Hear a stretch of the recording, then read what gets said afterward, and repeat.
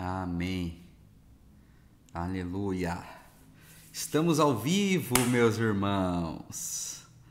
Glória a Deus. Sejam muito bem-vindos em mais uma noite dos nossos 21 dias contemplando a Cristo. Agora são 10 horas em ponto. No meu aqui já é 10:01, mas creio que é 10 horas no teu, né? No celular é 10 horas. E nós estamos no nosso terceiro dia da nossa campanha de jejum e oração. Como que foi sua célula aí? Tem alguém assistindo na célula? Vamos entrando aí. Vou dar um tempinho para os irmãos entrarem. E a gente já vai começar a nossa live. Hoje nós vamos falar sobre esperança. Glória a Deus. Começar contando uma piada boa para você que está entrando. Olá, meus irmãos, sejam bem-vindos. Já chega dizendo boa noite, graça e paz. Que bênção. Esses dias eu fui conversar com o irmão e ele estava muito triste. Eu falei, irmão, por que você está tão triste? Ele disse, pastor, eu estou triste por causa da minha sogra. Eu falei, mas o que acontece com a sua sogra? Ele falou assim para mim, pastor, o nome dela é Esperança. E eu disse, o que tem a ver? Ele falou, pastor, a Esperança é a última que morre. Brincadeiras à parte, eu amo minha sogra, a dona Márcia, abençoada. E eu sei que a Thalia também ama a sogra dela, a Cecília Gaspar Dias, aleluia. Amo meu sogro também. O Rubens e a Thalia ama o sogro dela, meu pai, o Valdirzão, homem de Deus, te amo, pai. Glória a Deus. Vamos entrando aí, meus irmãos. Abre aí uma sala de vídeo. Tá manchada a minha camisa. Abre uma sala de vídeo aí, para que mais pessoas possam chegar. Hoje eu escolhi fazer a live aqui pelo meu Facebook pessoal, porque a gente consegue alcançar mais pessoas. Eu percebi que quando a gente faz pela página da igreja, a impressão que eu tenho é que o Facebook não envia para todo mundo, mas pelo perfil eu percebo que acontece aí a distribuição melhor. Amém? Vai entrando então, abre uma sala de vídeo, já vou mandar aqui o link também nos nossos grupos, o link da nossa live, para que os irmãos possam acompanhar com a gente. Aleluia. Deixa eu ver se está tudo certo aqui. Vamos mandar o link. Glória a Deus. Amém.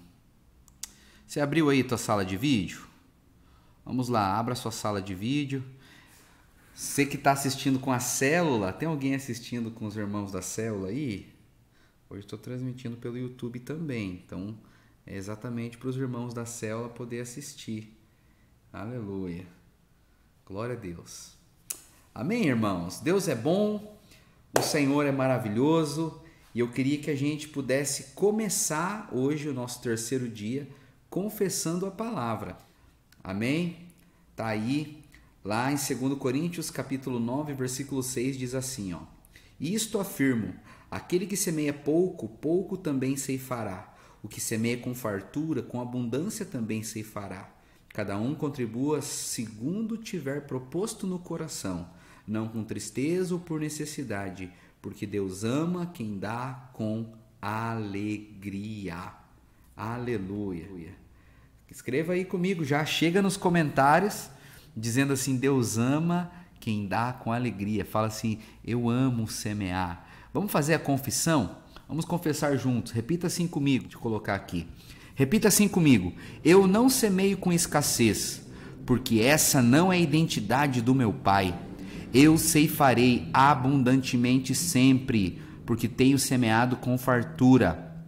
O Senhor é o meu guia, Ele coloca em meu coração o valor da minha semeadura.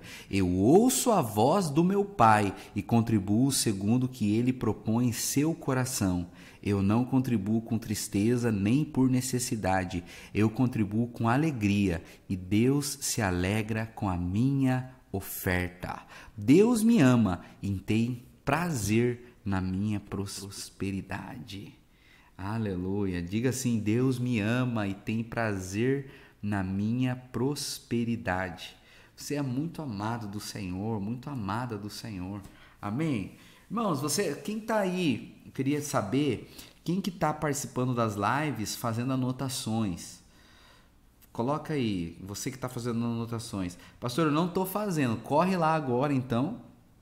Corre lá, pega uma caneta, pega a sua Bíblia de papel, né? Para que você possa ter todas as tuas anotações. O que a gente vai falar hoje é muito poderoso, é sério. Meu Deus, irmãos, eu estava estudando a palavra hoje à tarde. Na verdade, de manhã eu vim para o prédio, eu não vim orar pela manhã. A Thalinha tinha médico cedinho, mas eram umas 9 horas, eu cheguei no prédio da igreja e vim preparar a palavra. Deus falou poderosamente no meu coração. Então eu queria falar para você: pegue o pão, pegue o cálice aí, separe o pão e o cálice na tua casa e pegue um caderno para você fazer as tuas anotações também. Amém? Você pode dizer amém? Escreve aí, aleluia. Hoje nós vamos compartilhar sobre a porta da esperança e também o título da palavra é Prisioneiros da Esperança. A gente vai falar sobre a porta da esperança, mas o título é Prisioneiros da Esperança. A palavra esperança no grego é elpis, que significa uma firme convicção, uma expectativa confiante de que coisas boas estão vindo da parte de Deus. A esperança no hebraico significa tikvá. Escreve aí comigo, tikvá, tikvá. Vamos lá, eu vou escrever junto com você. Tikvá. Escreve aí, amado, escreve aí, tikvá. Essa é o significado da palavra esperança. E é interessante que a palavra esperança em hebraico tem o mesmo significado para a palavra corda. Significa que a ideia que a palavra nos traz é que a esperança é quando você está amarrado em Deus.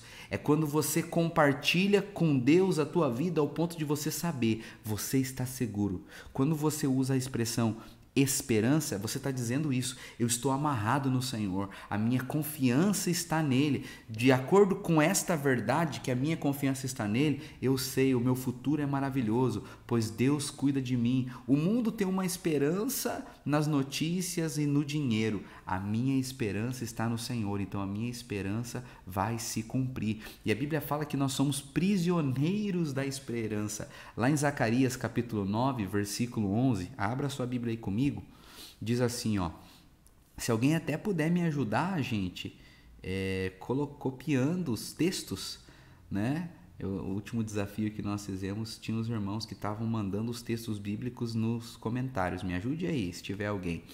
Diz assim, ó: quanto a ti, Sião, por causa do sangue da tua aliança, tirei os teus cativos da cova em que não havia água. Voltai à fortaleza, ó presos de esperança.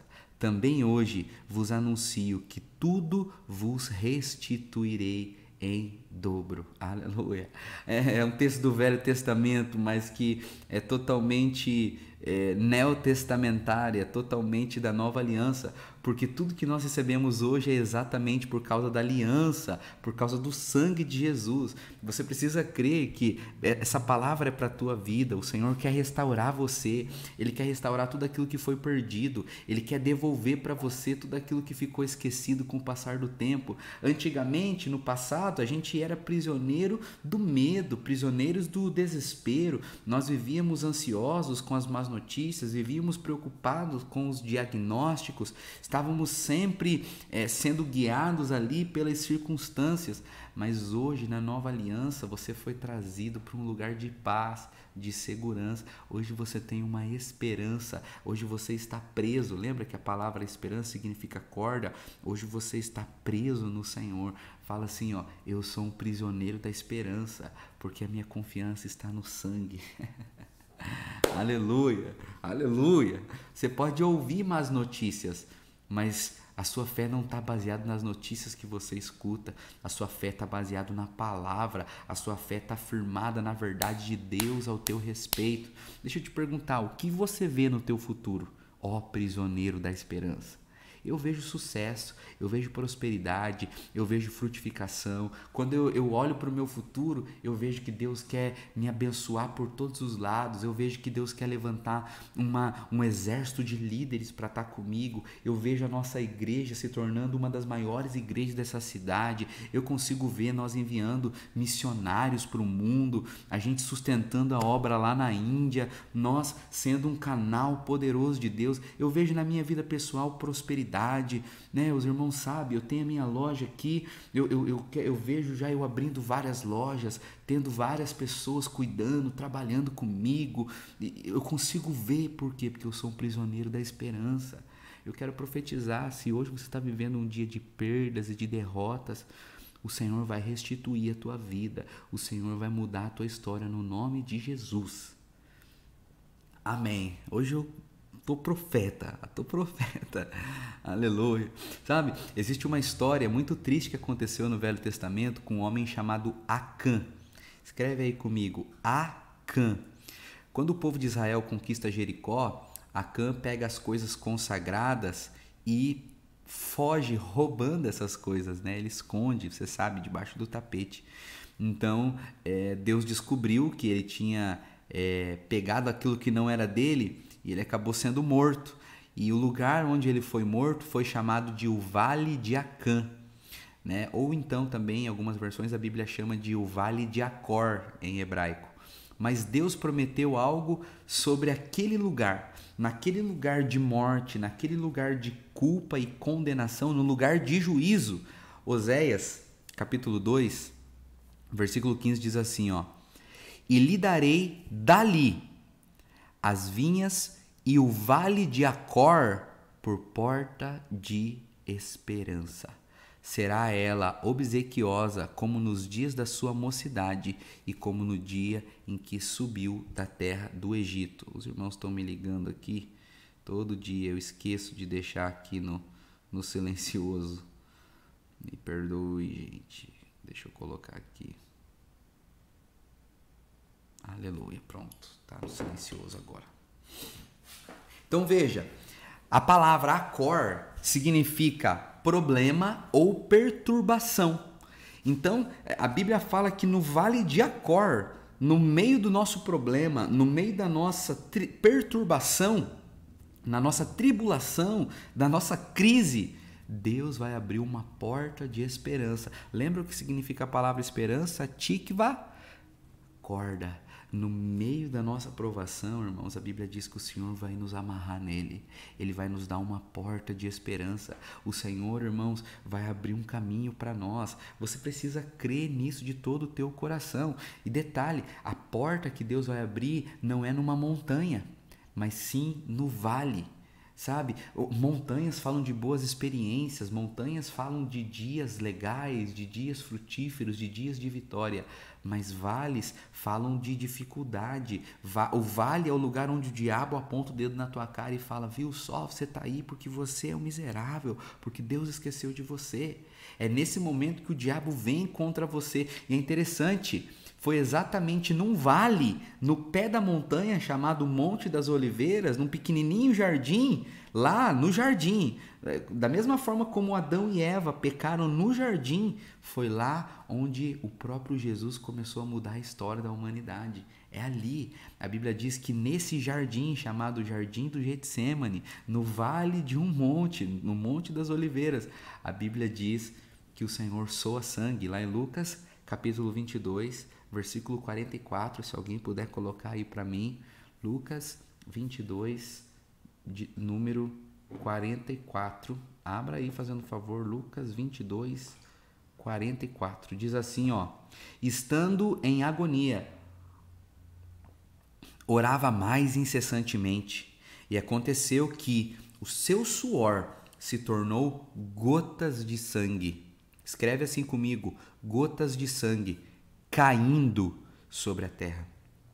A palavra usada aqui como gota, no grego tem o mesmo significado, porque significa um intenso exercício físico, mas também fala de uma luta emocional profunda. A Bíblia diz que quando Jesus estava orando em agonia, numa pressão emocional profunda, o sangue dele cai sobre a terra. E por que o sangue cai sobre a terra? Porque foi exatamente em um jardim que o pecado entrou. Foi exatamente no jardim onde todo o problema da humanidade começou. Então foi no jardim que o sangue cai, sabe? Porque o sangue, ele tem esse poder de redimir. Depois que Adão e Eva cometeram o pecado, a comida que eles viviam, que eles comiam naquele tempo, principalmente ali o povo do Egito, o povo que vivia nos desertos, a comida deles eram melões, alhos, cebolas. É tudo comida que vinha do chão. Por quê? Porque eles tinham que trabalhar, eles tinham que se esforçar, eles tinham que se abaixar para poder se alimentar. Tudo por causa do pecado.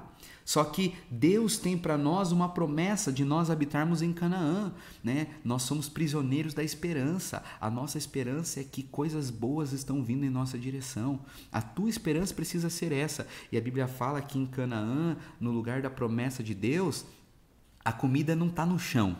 Mas na verdade lá a comida ela mana leite, é uma terra que mana leite e mel. A comida lá é uva, azeites, romãs e figos. São comidas que você colhe estendendo o braço. Isso é o sinal da promessa de Deus, irmãos. Que Deus vai fazer tudo por você e que você vai viver no descanso. Você vai provar da graça de Deus. Isso é maravilhoso. Quando Adão comete o pecado, Deus fala 3 coisas para ele. A primeira, Deus diz assim, ó, maldita é a terra por sua causa. Então a primeira coisa que aconteceu por conta do pecado é que a terra foi amaldiçoada. Por isso que os frutos estavam no chão. Agora o homem ia ter que sofrer para trabalhar, ele ia ter que viver uma vida penosa. A segunda coisa que Deus falou para Adão é, a terra produzirá cardos e espinhos. Antes não existiam espinhos, antes não existiam ervas daninhas, mas por causa do pecado, agora o espinho vai começar a nascer. Sabe, irmãos, todas as vezes que você estiver passando por dias de luta, dias de angústia, dias de opressão, na verdade é porque os espinhos do pecado estão pressionando a tua mente. Sabe, isso tudo existe por conta do pecado de Adão lá naquele jardim. Né? Esse é o perfeito momento para você lembrar que Jesus, quando ele estava carregando a cruz, ele levou uma coroa de espinhos. Porque aquela coroa de espinhos é um sinal profético de que Jesus está levando as crises e as agonias, as pressões que eram nossas, como consequência do pecado. Quando Jesus usava a coroa de espinhos, ele estava levando a condenação que era minha e era sua. Sabe? A terceira coisa que Deus fala para Adão é que a partir de agora Adão e Eva iriam comer do suor do próprio rosto.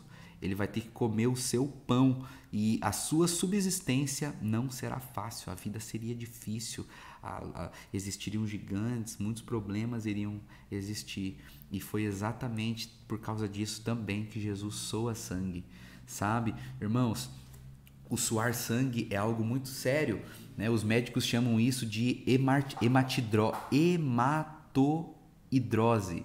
Hematoidrose. Escreve aí essa palavra difícil. Eu mesmo vou botar aqui. Hematoidrose. Vamos lá. Coloca aí, hematoidrose. Isso significa que sob pressão extrema, algumas pessoas, os capilares, especialmente em torno aqui da testa, eles estouram, eles se rompem e eles acabam sendo misturados com o suor.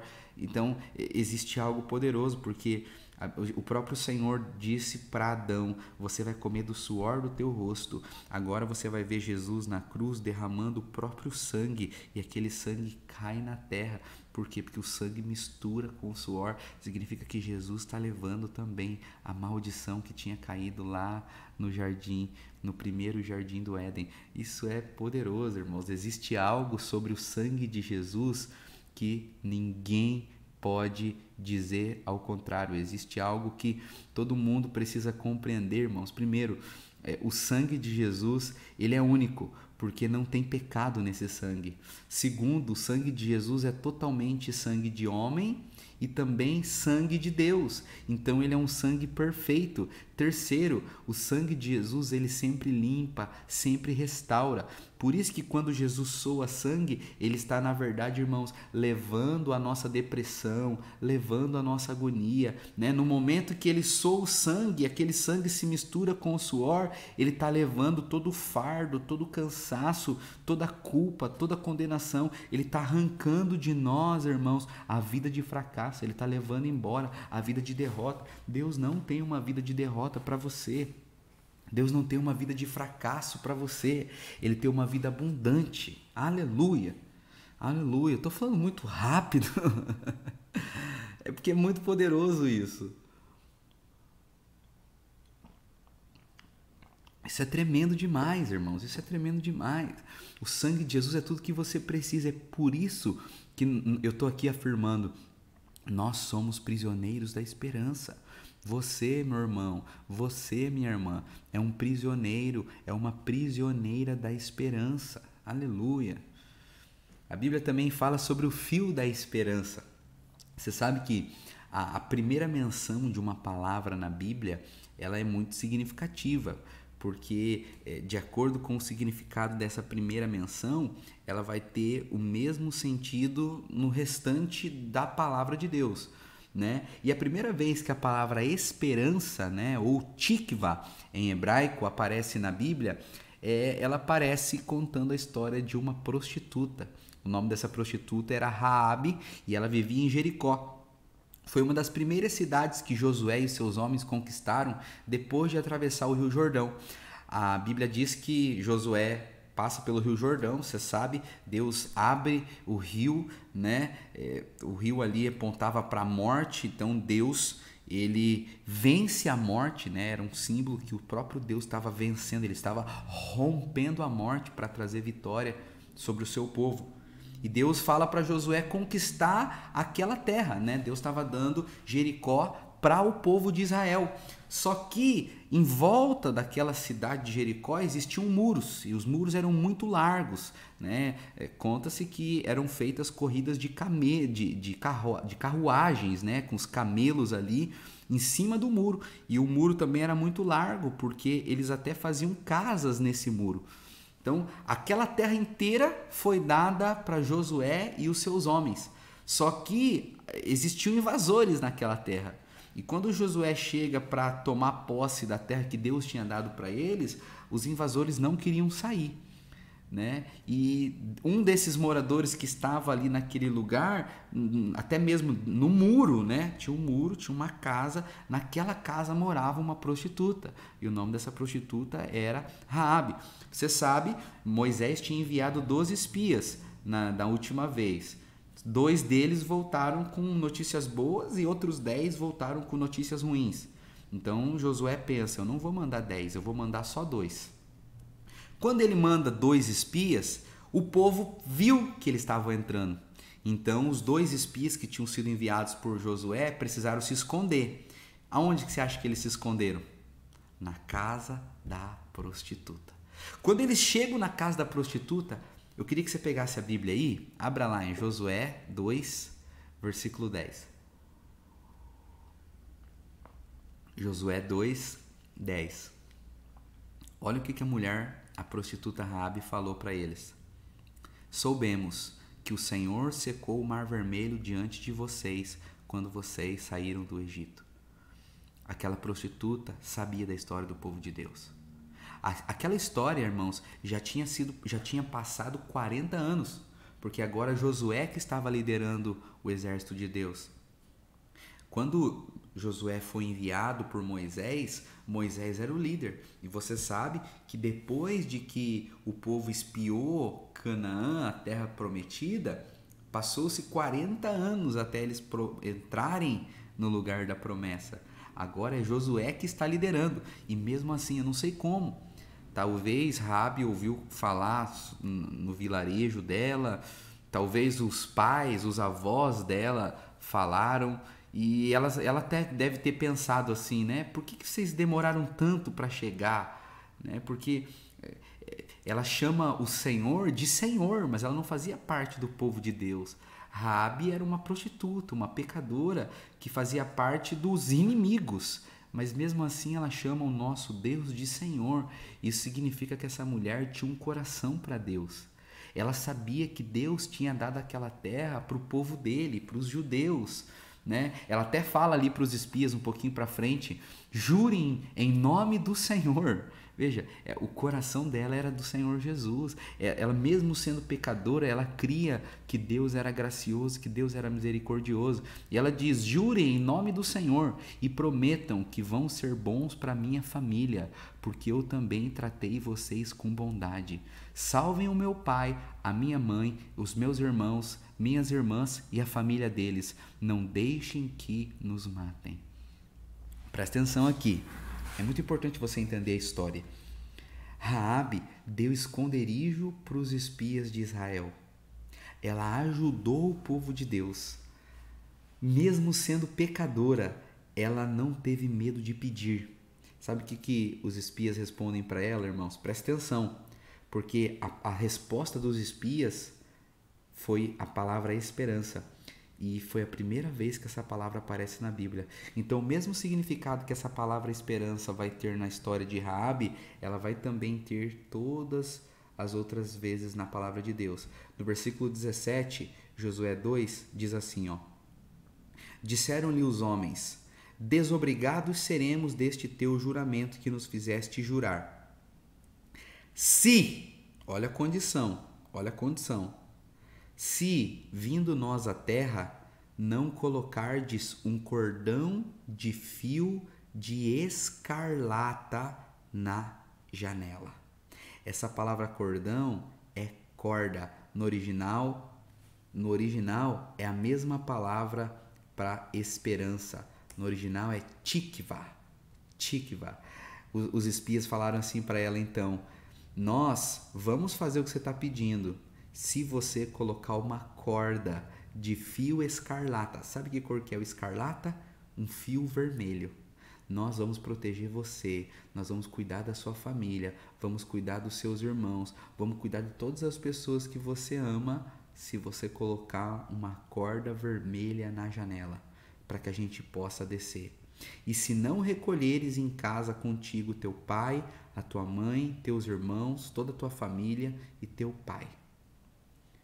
A família do teu pai. Então os espias falaram: ela tinha que colocar uma corda vermelha na janela e ela tinha que trazer toda a família dela para dentro da casa dela.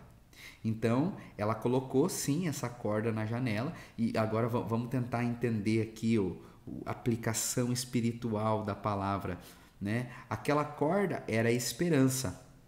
Que cor que era aquela corda? Vermelha. E que cor é a cor do sangue? Vermelho. Então, irmãos, aquela corda é uma figura do sangue de Jesus. A corda é tikva, é a esperança, sabe? Irmãos, isso é poderoso porque é por causa do sangue de... Olha, eu falo até arrepia. É por causa do sangue de Jesus que aquela mulher estaria sendo salva da morte.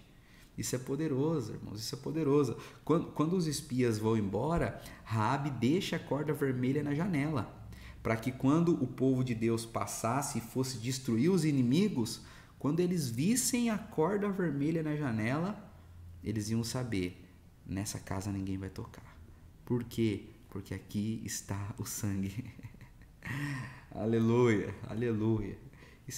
Irmãos, o sangue de Jesus é muito poderoso. Muitas vezes nós participamos da ceia. Se você não pegou o pão e o cálice, eu queria que você pegasse. E muitas vezes nós não entendemos o significado disso. Eu imagino que aquela mulher, durante muitos anos, ela olhava pela janela da casa dela, esperando ser morta, esperando por más notícias, né? Porque quando os espias chegam, ela pergunta, né? Eu sei que vocês estão vindo da parte de Deus, né? Por que vocês não vieram antes? Era como se ela tivesse falado isso. Ela era prisioneira do desespero. Essa mulher, ela estava sempre preocupada com as más notícias. Ela estava sempre preocupada com os diagnósticos dos médicos, com as circunstâncias que ela estava vivendo, né? Da janela dela, ela estava sempre preparada para o pior, mas de agora em diante ela conseguia ver a nação de Israel e uma coluna de fogo descendo, porque quando o povo de Israel andava, de dia tinha uma coluna de nuvem e à noite tinha uma coluna de fogo que guiava o povo de Deus, que levava o povo de Deus a conquistar e a caminhar durante a noite. Ela sabia que Deus estava com aquele povo. Antes ela só via coisas ruins e só podia esperar coisas ruins, mas agora ela conseguia ver a mão de Deus sobre o povo. Imagine, irmãos, quando ela via o povo vindo contra ela, o povo de Deus, na cabeça dela ela podia pensar: meu Deus, será que eu vou sair viva disso? Porque o povo de Deus vai atacar o meu povo. Porque o povo de Deus é inimigo do meu povo. Eu não sei o que você faria na situação. Eu acho que eu iria ficar desesperado. Porque ela ajudou o povo de Deus. Ela fez o que agradava o coração do Senhor. Só que ela era prostituta. Ela era pecadora. Ela fazia algo que não agradava o Senhor. Mas agora ela estava vendo na frente da janela da casa dela a nação de Israel, os exércitos de Deus vindo contra ela. Ah, irmão, eu acho que ela ficou pensando: será que eles vão cumprir a promessa? Será que eles estão vendo o fio vermelho na corda? Será que eles vão destruir a minha casa? Mas ela tinha um fio de esperança. E aquele fio de esperança era a fé que ela tinha no sangue de Jesus. Talvez você passe por essa mesma situação. Às vezes você sabe que Jesus ama você. Você crê no sangue do Senhor sobre a tua casa. Só que às vezes quando você olha pela janela, os inimigos estão vindo contra a tua vida, né? O Satanás, os seus demônios, eles estão o tempo todo querendo te oprimir, trazer medo no teu coração, e você não sabe o que fazer, você não sabe como agir, talvez você não saiba como reagir. Mas da mesma forma que aquela mulher fez, nós precisamos fazer também. Nós precisamos deixar um fio de esperança na janela. A gente precisa deixar a corda, a tikva, presa na janela. Nós temos que confiar no sangue de Jesus. Eu imagino, né, irmãos, se um anjo aparecesse ali para Raabe, talvez ele iria chegar nela. Pensa comigo, né? Vamos criar uma situação. Talvez um anjo chegasse ali para aquela mulher e falasse: Raabe, por que você está com medo? Né? Daí talvez ela podia responder: eu estou desesperada, porque o povo de Deus está vindo contra mim e eu sou uma prostituta. Não existe lugar para mim no povo de Deus. Eu sou pecadora, não tem espaço para mim. Olha o que eu faço, olha como eu ganho a minha vida. Não tem como, porque Deus é santo, com certeza eu vou ser destruída. Mas eu acho que com certeza o anjo iria olhar para Raabe, iria dizer assim: você iria acreditar, minha querida, amada, se eu te falasse que você vai ser a bisavó do amado rei de Israel, Davi? Isso é poderoso, irmãos. Eu creio, presta atenção aqui, porque foi isso mesmo, né? Raabe foi a bisavó de Davi. Isso é extraordinário. Eu creio que aqueles 2 espias que foram espiar a terra de Jericó, eu creio que um deles era o príncipe da tribo de Judá, que é filho de Naasson. O nome dele deveria ser Salmão. Eu acredito nisso porque que um dos espias era da tribo de Judá, porque era sempre Judá que assumia a liderança. Eu também creio que quando Moisés foi passar pelo Mar Vermelho, com certeza o primeiro que entrou foi ali mesmo Naasson, que era o líder da tribo de Judá. Porque sempre quando Israel vai ir para uma batalha, eles vão cantando, eles vão declarando que Deus é bom, que a bondade de Deus é para sempre, né? E também na oferta feita pelos príncipes, lá no livro de Números, Naasson era o príncipe de Judá. Naasson foi o primeiro a ofertar. Então Judá novamente puxou o barco. Então nós sabemos um pouquinho para frente que Ruth ela vai se casar com Salmão. Provavelmente Salmão foi um dos primeiros a entrar ali na terra de Jericó, por isso que ele foi um dos primeiros a encontrar ali uma esposa, né? Talvez o anjo pudesse até falar ali para Raabe, né? Raabe, fica tranquila. O teu futuro será brilhante. Você está preocupada com os inimigos, você está preocupada com as lutas, você está preocupada com os problemas, você está preocupada com os diagnósticos, você está preocupada com tantas coisas, Raabe. Mas não se preocupe, o teu futuro vai ser brilhante. Irmãos, o Espírito Santo manda eu falar para você, talvez você está vivendo como Raabe, preocupado, ansioso, nervoso, estressado, frustrado, perdido. Talvez você está com vontade de fugir, de desaparecer. Mas eu acho que se o anjo estivesse ali no quarto daquela mulher, ele ia dizer: fique tranquila, Deus tem cuidado do teu futuro. Lá fora você está olhando destruição. Porque quando Raabe olhava para a janela da casa dela, meus irmãos, ela só via destruição, ela só via problemas, ela só via lutas. Só que o anjo deveria falar para Raabe assim: Raabe, lá fora você vê destruição, mas quando eu olho para você, eu vejo a bisavó de Davi. Não só isso, na tua descendência, minha irmã, você vai gerar príncipes e o próprio Filho de Deus vai nascer da sua linhagem. Irmãos, o nome de Raabe é mencionado na genealogia do próprio Jesus, lá no livro de Mateus. Nada mal para uma prostituta, é verdade ou não? Raabe ouve tudo isso, todas essas boas notícias, e ela se enche de esperança. Talvez o anjo falasse assim para Raabe: Raabe, você vai se casar com Salmão, filho de Naasson, príncipe de Judá. Você dará à luz a um filho, o nome desse filho vai ser Boaz. Boaz vai se casar com Ruth, eles terão um filho chamado Obed. Obed gerará Jessé, e Jessé será o pai de Davi. Davi vai ser um homem segundo o coração de Deus, ele vai ser o rei de Israel. De Davi vai nascer o próprio Jesus, sabe? Você pode olhar, irmãos, para a janela que você está vendo hoje, pode ter só destruição, mas eu quero te falar, para você existe libertação de Deus, porque tem uma corda de esperança. Você pode olhar às vezes para a tua vida hoje, não sei como que foi o teu dia, hoje é quarta-feira, eu não sei nem se você foi na célula ou se você não foi, porque os líderes ainda não me mandaram os relatórios da célula. Eu vi algumas fotos aí que os irmãos me mandaram antes das 10. Eu não sei como está sendo o teu dia, mas talvez você está vivendo como Raabe. Às vezes você está olhando para a tua para a tua condição e você está pensando: não tem salvação para mim, não tem futuro para minha vida, sabe, irmãos? Mas então, depois de 7 dias que Raabe teve aquela conversa com os espias, ela começa a enxergar Israel marchando ao redor das muralhas de Jericó, e o povo de Israel não disse nada. Depois de rodear os muros por 7 dias, eles começaram a tocar as trombetas e a gritar. Então os muros da cidade de Jericó caíram. Sabe onde que ficava a casa dessa mulher? No muro. E a casa dela não caiu.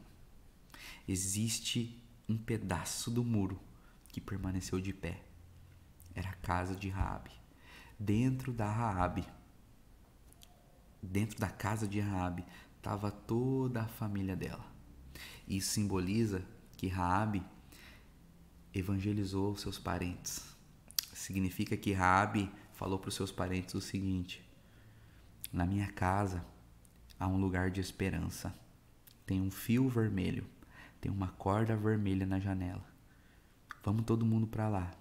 Eu sei que aqui fora está todo mundo preocupado, porque o exército de Deus está marchando em volta da nossa nação. Mas vamos crer no sangue. O Senhor vai preservar nossas vidas. Sabe, irmãos, eu não sei explicar como que só a casa dela não caiu, mas esse é o poder de Deus. Esse é o próprio Senhor provando que quando você coloca a tua esperança nele, no sangue dele, independente se você for uma prostituta, se você for um pecador, independente se você estiver assistindo eu agora caído, há esperança para você. O teu futuro pode ser brilhante, assim como foi o futuro de Raabe. Você só precisa confiar no sangue. Raabe foi salva porque ela tinha um fio de esperança. É maravilhoso isso. A Bíblia é maravilhosa. Um fio de esperança. Se você tiver um fio de esperança, você e sua casa podem ser salvos. Você precisa crer no sangue. Eu creio no sangue. Tem alguém que crê no sangue? Sabe, irmãos? Talvez você olhe lá fora e veja só isso. Problemas, problemas e problemas. Mas eu quero declarar que o Senhor vai mudar a tua história. Eu quero declarar que assim como foi com Raabe, hoje você pode estar vendo a derrota diante dos teus olhos, mas o Senhor vai transformar a tua história. Hoje você pode olhar para você mesmo como um fraco e pobre pecador, mas Deus vai te levantar e da tua genealogia vão nascer reis e príncipes. Deus vai mudar a tua sorte, no nome de Jesus. Você crê nisso? Você crê nisso? Deixa eu orar por você, nós vamos participar da ceia.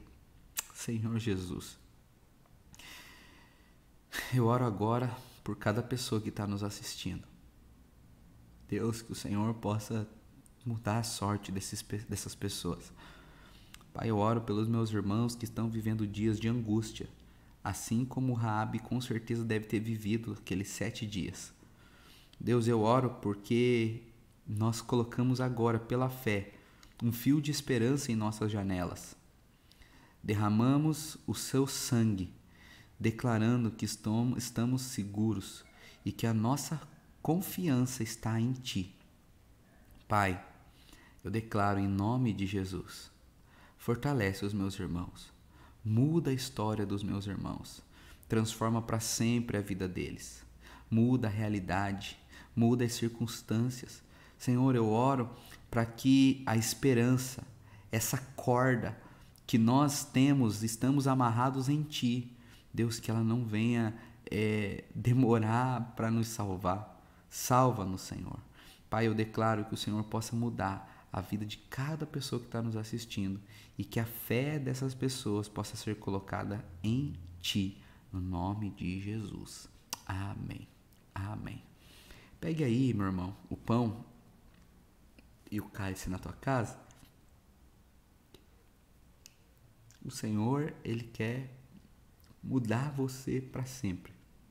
Assim como foi com Raabe, Deus quer transformar a tua história. Hoje é o nosso 3º dia de campanha. Amanhã nós temos oração cedinho no prédio da igreja, 7 horas. Venha orar com a gente. Venha orar com a gente. Pastor, eu moro longe. Vem, gente. Vem orar. Vem orar. Pastor, mas eu entro trabalhar às 7h30, hora até às 7h10. Vem orar. Coloque o fio de esperança. Coloque a corda da esperança na janela da tua casa. Amém? Erga o pão e o cálice. Diga assim comigo: eu creio na obra de Cristo. Eu creio que Ele levou sobre si as minhas doenças. O castigo que me traz a paz estava sobre Ele.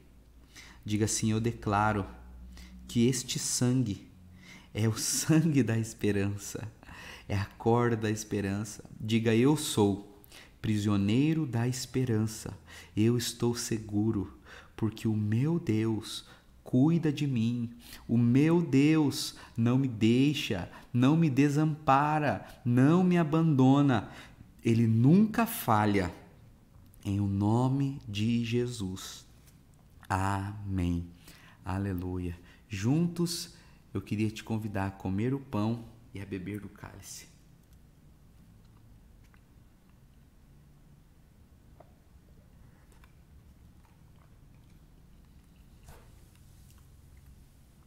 Aleluia.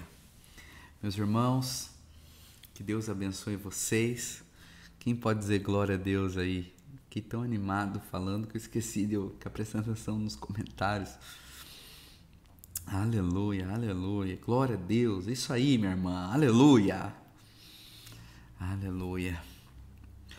Antes da gente encerrar, eu quero passar o vídeo da conferência para vocês e te espero amanhã às 7 horas, tá bom? Envia o link dessa palavra para as pessoas que precisam ouvir e que precisam de esperança em nome de Jesus. Tchau, tchau. Todos os anos nós nos reunimos como igreja na Vinha Paraná para conhecer a nossa família de igrejas e entender juntos como igreja local para onde estamos indo. O nosso desejo não é reunir pessoas, não é simplesmente ter bons músicos, bons pregadores, não. Nós queremos treinar o povo de Deus e ver pessoas que talvez pensavam que nunca poderiam ser úteis, de repente dizendo sim e sendo usadas pelo Senhor. No final do ano nós vamos para Goiânia na Conferência de Pastores e Líderes e entendemos qual é o momento que estamos vivendo. Mas a Refinados pelo Fogo, ela tem um poder local diferente de todas as outras conferências. Aqui nós despertamos chamado, aqui nós alinhamos a nossa visão dentro da célula, no dia a dia da igreja, dentro das nossas casas, das nossas famílias. Muitas pessoas participam da vida da igreja e não entendem por que eles estão aqui. Elas participam das reuniões, elas estão envolvidas nos encontros, mas elas não entendem o porquê que nós fazemos tudo que nós fazemos. Mas eles não têm o coração queimando por aquilo que queima o coração de Deus. E a Refinados pelo Fogo tem esse poder. O próprio nome diz, Refinados pelo Fogo. Quando eu penso em fogo, eu penso em unção, eu penso em poder, eu penso em revelação, eu penso em adoração, eu penso em liberdade, eu penso em glória. Na minha cabeça era como se o próprio Deus estendesse a mão para mim e para os meus irmãos que vão estar com a gente e puxasse estamos e nos levar para um lugar elevado na presença dele. Por isso, meu irmão, minha irmã, você precisa estar aqui com a gente. A Bíblia fala que, no livro de Atos, capítulo 2, que estavam 120 reunidos no mesmo lugar. De repente, um som como de um vento impetuoso. Você sabe, nesse tempo de pandemia, a gente não vai ter vagas ilimitadas. Vão ter só 120 pessoas reunidas. São 120 vagas. Você precisa fazer a tua o quanto antes. O Patterson está responsável pelas inscrições. Você vai entrar em contato com ele e vai falar, irmão, eu quero fazer minha inscrição. Coloca o meu nome aí, eu vou acertar o valor da inscrição nesse final de semana, porque eu não quero perder. E vai ser realmente o Pentecoste. Se prepara. Meu irmão, você precisa estar com a gente.